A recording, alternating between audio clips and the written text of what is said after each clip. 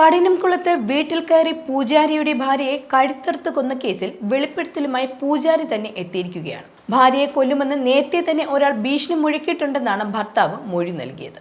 ഭരണിക്കാട് ഭഗവതി ക്ഷേത്രത്തിന് സമീപം താമസിക്കുന്ന വെഞ്ഞാറമൂട് സ്വദേശിയായ 30 വയസ്സുള്ള ആതിരയാണ് ചൊവ്വാഴ്ച കൊല്ലപ്പെട്ടത്. സമൂഹ മാധ്യമങ്ങളിലൂടെ പരിചയപ്പെട്ട ആൾ തന്നെ കൊല്ലുമെന്ന് നേരത്തെ തന്നെ ഭീഷണിപ്പെടുത്തിയിരുന്നതായി ആതിരയുടെ ഭർത്താവായ രാജീവിനോട് പറഞ്ഞിരുന്നതായാണ് വിവരം. എന്നാൽ ഇക്കാര്യം രാജീവ് ആരോടും പുറത്തു പറഞ്ഞിരുന്നില്ല. ഇത് പുറത്തു പറഞ്ഞാൽ ആതിര ജീവനൊടുക്കുമെന്നും നേരത്തെ തന്നെ രാജീവിനോട് അറിയിച്ചിരുന്നു. ഇത് കാരണമാണ് ആരോടും പറയാതിരുന്നതെന്നാണ് രാജീവ് ഇപ്പോൾ വ്യക്തമാക്കുന്നത്. എന്നാൽ ആതിര കൊല്ലപ്പെട്ട ശേഷമാണ് ക്ഷേത്ര ഭാരവാഹികളോടും പോലീസിനോടും രാജീവ് ഇക്കാര്യം പറയുന്നത്. ആതിര കൂടുതൽ സമയം സമൂഹ മാധ്യമങ്ങളിൽ ചെലവിട്ടിരുന്നു. എന്നാൽ ഇത് രാജീവ് പലതവണ വിലക്കുകയും ചെയ്തിരുന്നു. സമൂഹ മാധ്യമങ്ങളിലൂടെ പരിചയപ്പെട്ട ആളെ കണ്ടെത്താനുള്ള തിരച്ചിലാണ് ഇപ്പോൾ പോലീസ്. 4 സംഘങ്ങളായി തിരിഞ്ഞാണ് അന്വേഷണം നടക്കുന്നത്.